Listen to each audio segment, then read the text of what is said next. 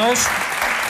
A próxima notícia que vos damos é de uma agressão a um ourives com um bastão elétrico. Uma dupla de assaltantes fez-se passar por clientes, um deles até de fato, com um ótimo aspecto, e espancou um ourives dentro da loja. As marcas do assalto ainda estão bem visíveis no chão. Na manhã de quinta-feira, como era costume, João Espírito Santo tomava um café com o amigo de infância, Francisco Assis. Ele estava longe de imaginar o que se iria passar quando o amigo foi atender um cliente que o esperava à porta da ourivesaria, mesmo ali ao lado. Passado pouco tempo, levanta-se e vem para se dirigir à ourivesaria para levar a que faz este trajeto. Faz este trajeto e possível, aparece-lhe aqui um senhor, possível cliente, que ele pensou que era cliente. Até porque estava bem vestido, bem engravatado e coisa, fato azul, muito bem apresentado, e iludiu o senhor e entrou juntamente com o senhor Assis. E o senhor Assis, como sempre faz, entrou e fecha a porta. Fecha a porta, porque está sempre fechado, está sempre encurralado lá. Tanto ele ou a senhora estão sempre com a porta fechada. Aparece o cliente e eles vêm abrir a porta. E então o senhor entra com ele, o senhor Assis fechou a porta e ficou lá com o gatuno. Encurralado na própria loja, o ourives foi agredido com violência com um bastão elétrico, uma arma proibida em Portugal. Caiu sobre uma vitrina de vidro, que se partiu, ferindo-se gravemente nas costas. Terá sido nesse momento que acionou o alarme, lançando o alerta do amigo João, que tinha ficado no café. Levantei-me e viemos ver. Quando na esquina deparámos que estava aqui um senhor já a meter objetos para um saco preto, sacos pretos de lixo ou coisa assim do género. E estava a meter. Então nós reagimos, falámos alto, o gatuno, vamos a ele e coisa, então as pessoas vieram e então saíam de lá de dentro. Porque ele estava encurralado. Quer dizer, o Sr. Assis, ao fim e ao cabo, encurralou o próprio gatuno. Só que o gatuno já tinha feito, com a marreta tinha feito, aberto aqui um lenho na própria porta de vidro. Com a aproximação das pessoas, os gatunos fugiram pelas traseiras do prédio em direção ao automóvel, onde se supõe que estaria um terceiro indivíduo, cúmplice do assalto. Algumas testemunhas dizem que ouviram os dois homens falar numa língua estrangeira. Os bombeiros voluntários de Lourosa foram chamados ao local, onde prestaram socorro imediato à vítima. O senhor, o proprietário da ourivesaria, estava lá sentado num cadeirão, bastante ferido, no qual tinha algumas hemorragias, em que tivemos que fazer uma compressão direta. Após a chegada da viatura médica de emergência e reanimação que está situada na feira, fizemos essa estabilização, que o senhor estava bastante agitado devido ao que tinha acontecido, no qual depois ele foi sedado lá no local e fizemos transporte ao hospital de Santo António. Ao chegar ao hospital em coma induzido, Francisco Assis foi submetido a uma cirurgia para solucionar o golpe profundo nas costas. Neste momento está livre de perigo e a recuperar deste violento susto que vem engrossar as estatísticas de um negócio que parece estar cada vez mais vulnerável e indefeso contra esta onda de insegurança. Para comentar esta triste ocorrência, connosco temos o juiz Rui Rangel, o professor Pinto Costa e o subcomissário Marco Almeida. Boa tarde a todos. Rui, o que é que podemos aconselhar aos ourives do nosso país? É fechar as portas e suspender o negócio? Não, claro que não. Bom dia. Evidentemente que há situações de insegurança. A peça dizia com algum realismo.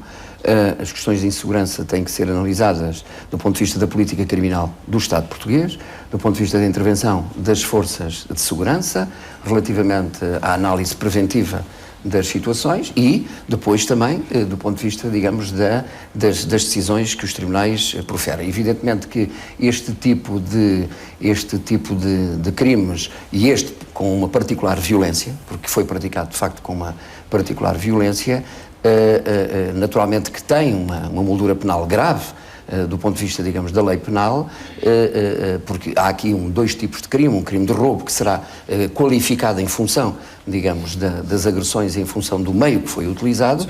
E evidentemente há também aqui a utilização, que é o tal bastão, que é proibido, e portanto há uma lei própria em Portugal que regulamenta isso, que é a lei das armas, que tem e proíbe o uso deste tipo de instrumentos. Naturalmente que a lei proíbe, mas hoje qualquer pessoa pode adquirir isto, infelizmente, na net.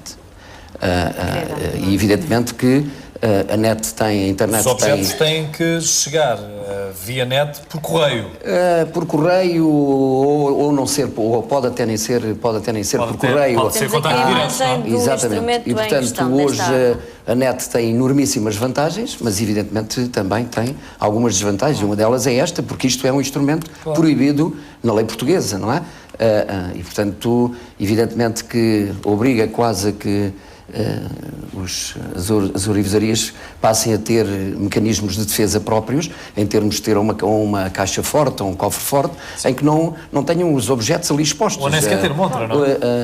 Ou evitar, hoje, porque há um avanço da criminalidade, isto é indiscutível, há um avanço da insegurança. E com mais violência, não é? E com mais violência. Esta aqui, particularmente, poderá ter aqui, os assaltantes, segundo diz na peça, sim, terem sido induzidos por aquela prática do comerciante de fechar a porta, que é uma prática normal, sim, quando alguém entra, não é? Mas evidentemente que isto são situações que, com a crise que existe em Portugal, vão infelizmente serem frequentes. Percebemos que, pelos testemunhos, que falavam uma língua estrangeira.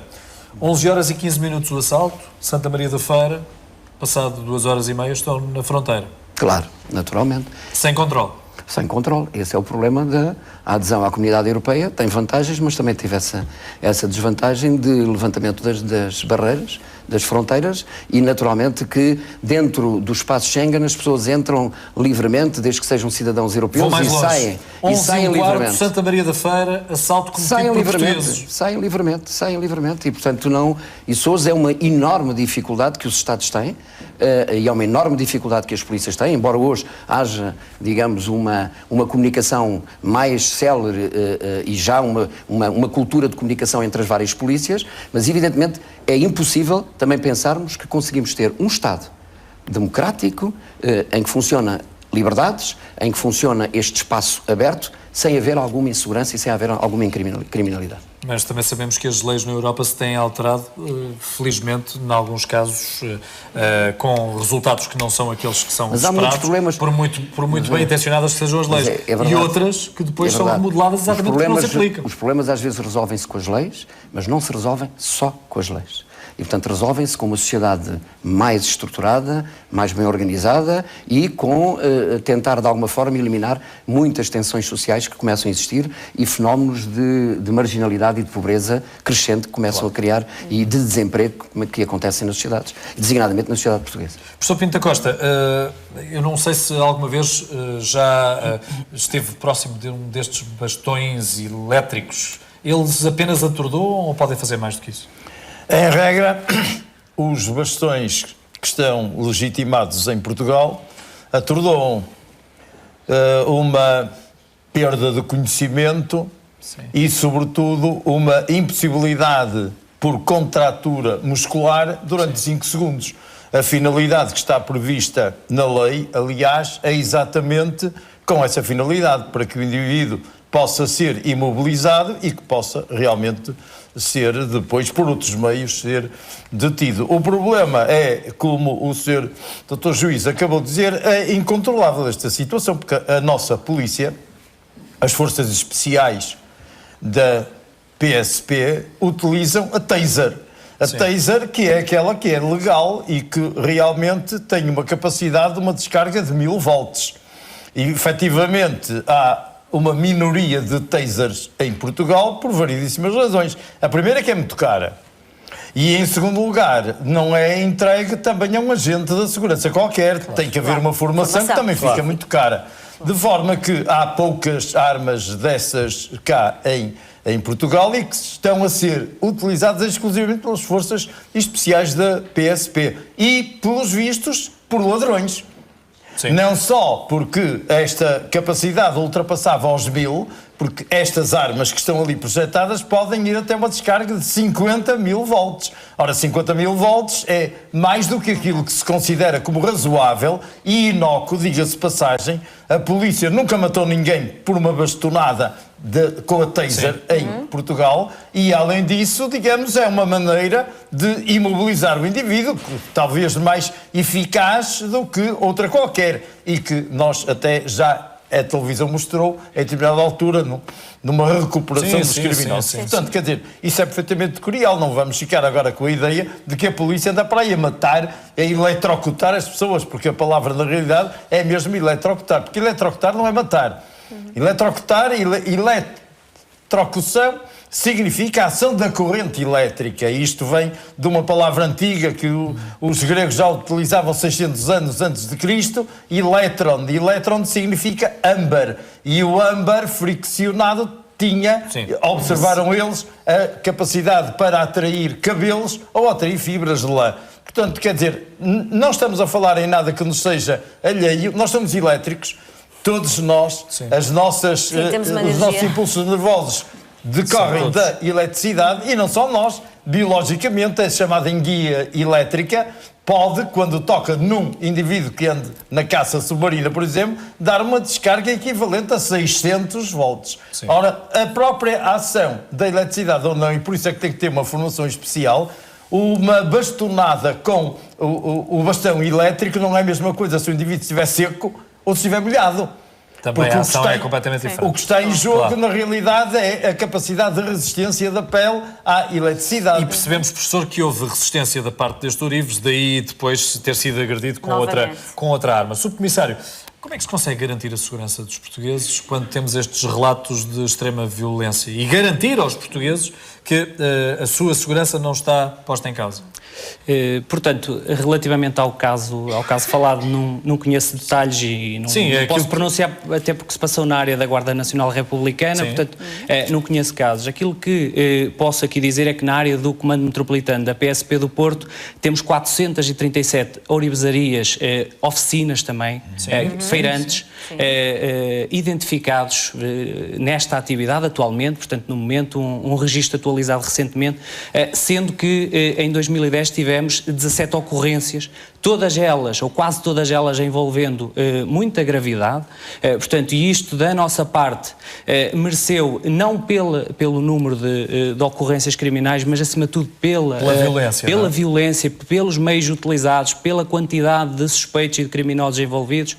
Isto da nossa parte mereceu uma intervenção e um planeamento tático, a nossa Unidade Especial de Polícia, em particular em locais que sabemos, aqui na Zona Norte, que estão mais conotados e referenciados com a atividade da ourivesaria, com este tipo de atividades. Portanto, da nossa parte, num dos planos mereceu uma atividade reativa e preventiva no dia-a-dia, porque, vejamos, grande parte destas 17 ocorrências passaram-se nos últimos meses do ano passado, sendo que assistimos a um recrudescimento agora no início de 2011. Com a nossa intervenção, até ao momento, estamos plenamente satisfeitos. Aliás, as notícias falam por si, continuamos a ter situações, nem que seja uma, é extremamente preocupante, seja em que local for do nosso país, mas felizmente na área metropolitana do Porto, onde a PSP atua, este flagelo tem diminuído drasticamente com a nossa intervenção e o nosso patrulhamento diário específico, com muita cuidado. Estes assaltantes são portugueses, são estrangeiros, do que é que tem registro? Repare, não há, tudo isto tem motivado grupos de coordenação e trabalho ao nível do Gabinete Coordenador de Segurança. Portanto, a Polícia de Segurança Pública não está a atuar isoladamente, a Guarda Nacional Republicana também não, portanto, e todos os outros atores e autoridades de segurança. Portanto, ninguém está aqui a atuar isoladamente, está a acontecer uma monitorização permanente deste flagelo, portanto, não há dados concretos que nos indiciem se são indivíduos estrangeiros, se são indivíduos portugueses. Portanto, eu penso que aqui podemos falar de tudo. E até podem existir sinergias, não é? Até podem existir sinergias. Portanto, aliás, temos assistido, a atuação é maioritariamente em grupo, não temos assistido a atuações individuais. Portanto, pode isso também assistir. Exatamente. Que conselho é que pode deixar a ourivos que estejam a ouvir-nos? É assim, falamos, por exemplo, nesta arma que é completamente proibida por lei. Portanto, qualquer bastão elétrico, mesmo que não seja elétrico, qualquer bastão que seja contundente legalmente e que não seja licenciado nos termos da lei das armas é proibido por lei. Portanto, ninguém o pode sequer portar, nem usar, nem portar, nem ter em sua casa. Portanto, esse é o princípio. Inclui tacos de beisebol? Inclui, exatamente. Ia dar precisamente esse exemplo, ainda bem que agarrou. Com frequência, a Polícia de Segurança Pública encontra, nomeadamente em operações de fiscalização de trânsito, tacos de beisebol com pessoas, com condutores que normalmente não justificam a sua posse, não são jogadores de beisebol, não utilizam aquilo para nenhuma finalidade esportiva. Que não seja alegando a sua segurança, portanto, não é? diariamente a polícia apreende armas dessas, um taco de beisebol utilizado para... Vem aí com um manual na mão, é um manual para... Alguns cuidados? É um manual de segurança para boas práticas na atividade de ourivesaria. É um manual extremamente completo. Portanto, não estamos... Só. Como? Só temos alguns segundos. Não estamos com uma atuação somente repressiva. Estamos a contactar todos os ourives na área da Polícia de Segurança Pública, a interagir com eles, a dizer que estamos preocupados com o flagelo, seja um, sejam 10 ou sejam mais ocorrências, em sinergia com outros parceiros. Só temos que pedir para que colaborem também. Exatamente, portanto vai chegar ao contacto. E para que recorram às autoridades, porque as autoridades são um parceiro que zela pela segurança e não o contrário. Muito obrigado por ter estado aqui connosco na praça. Voltamos amanhã, a Praça da Alegria recebe Kim Barreiros. Novo disco, Até amanhã. para não perder. Até amanhã.